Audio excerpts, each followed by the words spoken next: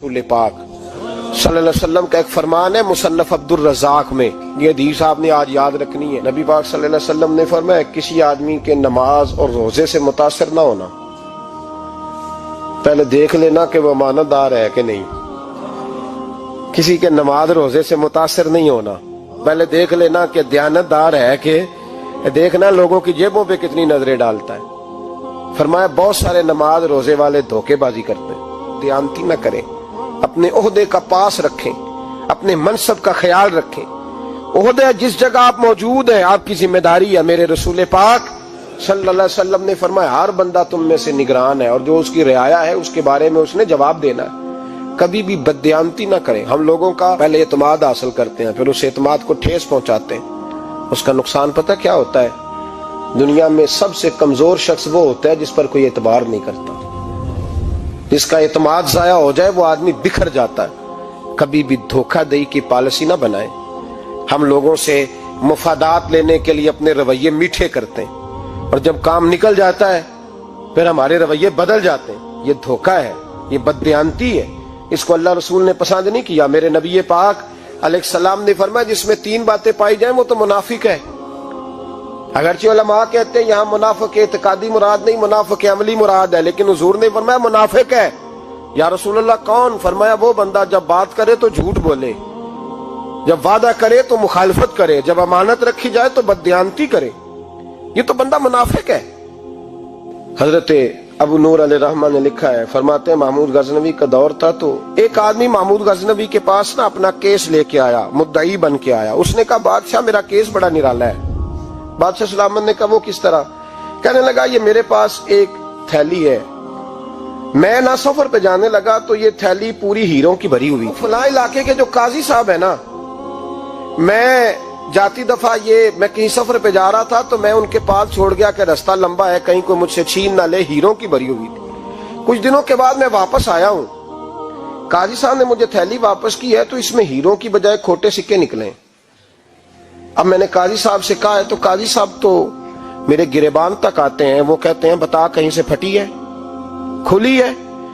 वो जिस तरह टांके लगा के तूने सी थी उसी तरह लगे हुए हैं कि नहीं? तो हुजूर लगे भी बिल्कुल उसी तरह है, ना फटी है ना खुली है। अब मैं लुट गया हूं, मेरी कुल उम्र की कमाई जाया हो गई, खोटे सिक्के कहां और हीरे कहां? तो मेहरबानी करें और आप की बारगाह में अल्लाह रसूल के नाम पर हलफ देता हूं कि मैं हूं बिल्कुल सच्चा। महमूद गजनवी कहने लगे तू जा, थैली छोड़ जा और जब मैं तुझे बुलाऊंगा फिर दोबारा आना। वो शख्स चला गया। महमूद गजनवी उठे, दरबार बर्खास्त किया, लोगों से कहने लगे चले जाओ, मैं 3 दिन के लिए सैर करने जा रहा हूं, 3 दिन के बाद लौटूंगा। अकेले जब रह गए ना महमूद दरबार में तो महबूब ने छुरी मंगाई। वो जिस तख्त पे बैठते थे वहां गद्दा बिछा हुआ था, ये गद्दा पड़ा ना, गद्दा बिछा हुआ, तो महमूद ने छुरी के साथ उसको फाड़ डाला और छुरी जेब में रखी निकल गए। कहने लगे मेरे बाद कोई मेरे दरबार वाले इहाते में दाखिल ना हो। महमूद चले गए।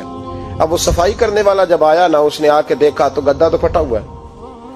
उसने शोर डाल दिया, पहरेदार भी आ गए, फलां साहब भी आ गए, फलां साहब। उसने कहा वो खुदा के बंदो उसका गद्दा फट गया है, वो तो मार डालेगा। उसने कहा था सिवाय सफाई और निगरानी वाले के दूसरा आए कोई ना, और यहाँ आया भी कोई नहीं, पहले दिन ही फटा हुआ है तो लटका देगा सबको, क्या करें? शोर हो गया, सारे दरबार के मुलाजिमीन इकट्ठे हो गए। एक बंदा बोला, कहने लगा फिक्र ना करो, मैं कैसे बंदे को जानता हूं, इस तरह सिएगा कि जिसने फाड़ा होगा उसे भी पता नहीं चलेगा कहां से फटा था। ऐसा बेहतरीन रफू करेगा कि पता भी। उसने कहा यार हम सारे एक महीने की तनख्वाह देते हैं, तू बंदा बुला। वो बुला लिया उसको, उसका नाम मोहम्मद रफूगर था। वो आया, उसको गद्दा दिखाया, उसका यार इस तरह सीना पता ना चले। उसने कहा फिक्र ही ना करो, मैं बड़ा कारीगर हूं। बड़े बड़े कारीगर लोग नहीं हमारे मुल्क में पाए जाते, कोई निशान छोड़ते हैं पीछे? बड़े कारीगर का पैसे होने चाहिए, बड़े बड़े कारीगर बंदे। आप यकीन करें ऐसा ऐसा फलसफा, ये उम्रा इबादत है ना, सरकार दो आलम सल्लल्लाहु अलैहि वसल्लम की बारगाह की हाजिरी बड़ी नेमत है ना। तो सऊदी गवर्नमेंट ने पाबंदी लगा दी, खैर उनकी भी ज्यादती है। इस तरह की पाबंदियां शरीयत इस्लामिया में जायज नहीं। अल्लाह के घर मुसलमान जब चाहे जा सकता है, लेकिन वो कहते हैं जी 2000 रियाल दे जिसने 2 साल बाद भी आना है। उन्होंने पाबंदी लगाई तो हमारे एजेंटों ने भी कई खास ट्रेनिंग हासिल की हुई है, पता नहीं कहां से सीख के आए, उन्होंने भी रास्ता निकाल लिया। ایک صاحب سے میں نے کہا کہ جناب وہ 2000 ریال لگ گیا تو کیا کرنا ہے؟ کہنے کوئی مسئلہ نہیں، پاسپورٹ نواں بنوا لو، گنجائش ہے، یعنی ہر شے کا حل ہے۔ اور میں نے کہا یار اب عمرہ کرنے جاتے وقت بھی بندہ دھوکہ دے کے جائے، اللہ کے گھر جاتے وقت بھی اس طرح کی حرکت کرے، کیا حال ہو گیا؟ ہر چیز کا لوگوں نے حل نکال لیا، ہر چیز کا لوگوں نے سٹائل بنا لی۔ ایسا نہ کریں، یہ درست نہیں۔ احمد رفو گر کہنے لگا اس طرح سیوں گا کہ پھاڑنے والے کو بھی پتہ نہیں۔ ان کا پیسے لے یار تو سی دے۔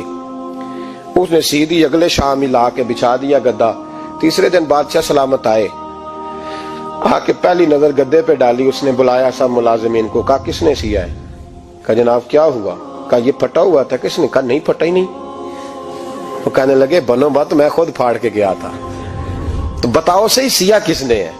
کہا جناب آپ پھاڑ کے گئے تھے تو بتایا کیوں نہیں؟ فرمانے لگے اسی لیے تو بتایا نہیں تھا کہ تم خود تحقیق کر لو، بلاؤ بتاؤ سیا کس نے۔ تو بلا لیا، احمد رفو گر آ گیا۔ اس کو جب بلا کے سامنے بادشاہ کھڑا کیا، کہا بھئی تو نے سیا ہے؟ کہنے لگا حضور آپ کے سارے ملازم کٹھے ہو کے آئے تھے، میری غلطی کوئی نہیں۔ کہا نہیں یار تو بڑا کاریگر ہے، میں نے اپنے ہاتھ سے پھاڑا تھا پر مجھے بھی نہیں پتا چل رہا کہاں سے پھٹا تھا۔ اچھا یہ بتا یہ تھیلی جو ہے یہ بھی تو نے سی تھی؟ اس نے کہا جی آپ کے خادم کا ہی کارنامہ ہے، وہ فلانے علاقے کے قاضی صاحب آئے تھے، اس میں سے ہیرے نکال کے تو کھوٹے سکے بھرے تھے، تو مجھے بھی تھوڑا سا حصہ ملا تھا۔ محمود نے سارے گواہ بھی اکٹھے کر لیے، ثبوت بھی اکٹھے کر لیے۔ پھر قاضی کو بلایا، پہلے سارے ثبوت اور گواہ کیس حل کر لیا۔ پھر ہمارے ہاں یہ حال ہوتا ہے کہ مدعی 2-3 ہفتے کے بعد خود ہی ہاتھ باندھ جاتا ہے، کہنا تسی میری جان چھڈو، مجرم پھڑو پاوے نہ پڑھو۔ وہ کہتا ہے مجھے معافی دو، میں رہا۔ ظلم ہے نا، ظلم زیادتی ہے کہ جو بیچارہ اتنے سوال مجرم سے نہیں ہوتے جتنے مدعی سے ہوتے ہیں۔ آپ یقین کریں اتنے سوالات ہوتے ہیں، بیچارہ ہف جاتا ہے۔ یہ طریقہ درست تو نہیں، ایک لٹ گیا اور دوسرا طرح طرح کے سوالوں کے جواب دیتا پھرے بیچارہ۔ سارے ثبوت اکٹھے کر کے قاضی صاحب کو بلایا تنہائی میں لے جا کے۔ محمود غزنوی نے کہا قاضی صاحب آپ سے غلطی ہو گئی، غریب آدمی تھا، وہ لٹ گیا ہے، اس نے تو بڑی مشکل سے کچھ ہیرے جمع کیے تھے اور اس کی کل کائنات تھی، تو آپ اس کا مال اسے دے دیں، بات ختم۔ قاضی صاحب کہنے لگے آپ مجھ پہ الزام لگا رہے ہیں، سوال ہی نہیں پیدا ہوتا۔ آپ میری داڑھی دیکھیں، آپ میرا اعزاز دیکھیں، دنیا جانتی ہے میں اس کا۔ قاضی صاحب انسان بھول ہی جاتا ہے، بندہ بھول جاتا ہے، غلطی ہوگی، مال نے کہا نہیں سب۔ کہا میں تنہائی میں پوچھ رہا ہوں، میں اس وقت پوچھ رہا ہوں جب دوسرا موجود کوئی نہیں، آج توبہ کر لے، میں کچھ نہیں کہوں گا، تو میری زبان پہ اعتبار کر، تجھے پتا ہے میں جو کہتا ہوں اس پہ عمل بھی کرتا ہوں، باز آ جا۔ پر قاضی نے کہا نہیں میری غلطی کوئی نہیں۔ محمود نے پھر بڑے دربار میں بلا لیا، مجمع عام میں۔ مہلت کے دنوں میں جو توبہ کر لے وہ بچ جاتے ہیں، لیکن لوگ رسوائیوں کے دنوں میں پھر واپس لوٹتے ہیں اگلا گھر دیکھ کے، پھر حالات اور طرح کے ہو چکے ہوتے ہیں۔ جب بڑے دربار میں قاضی کو بلایا، بھائی تو مانتا ہے کہ نہیں؟ اس نے کہا نہیں۔ تو کہا بلاؤ احمد رفو گر کو۔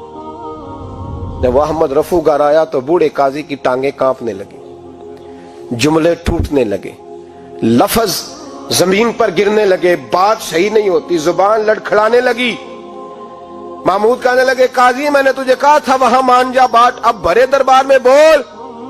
جب قاضی صاحب کی گردن خود بخود جھک گئی تو دنیا سمجھ گئی، کہا نکل جا میرے دربار سے۔ محمود بولے نکل جا، اتنی تجھے عزت دی، اتنی بڑی تنخواہ دی، قاضی بنایا، اور یہ تھوڑی سی رقم کے لیے، تھوڑی سی رقم کے لیے تو بددیانت ہو گیا، چل چلا جا، نکل۔ قاضی دربار سے نکلا تو لوگ لعنتیں برسانے لگے۔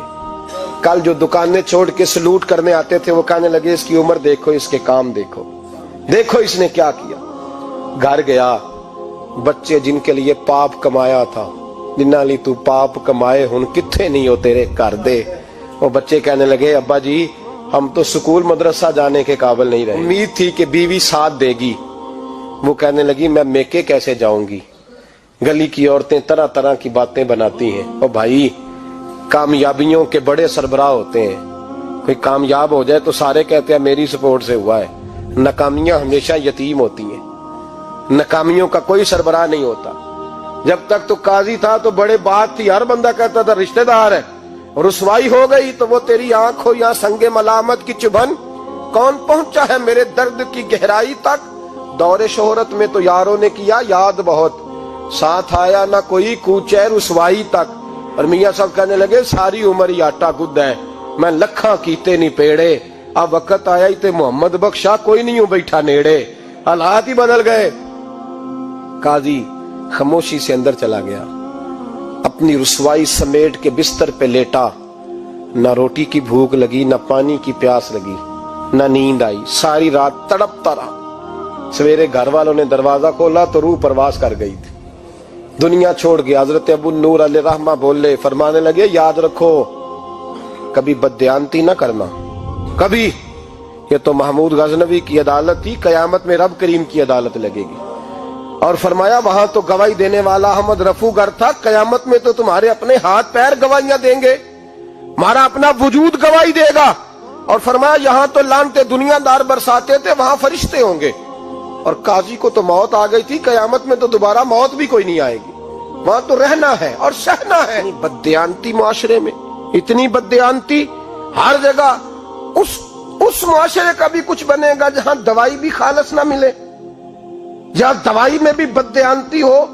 لوگ اپنے بچے کو آکسفورڈ یونیورسٹی میں پڑھانے کے لیے غریبوں کے بچوں کے رگوں میں جو دوائی اتارے وہ بھی 2 نمبر۔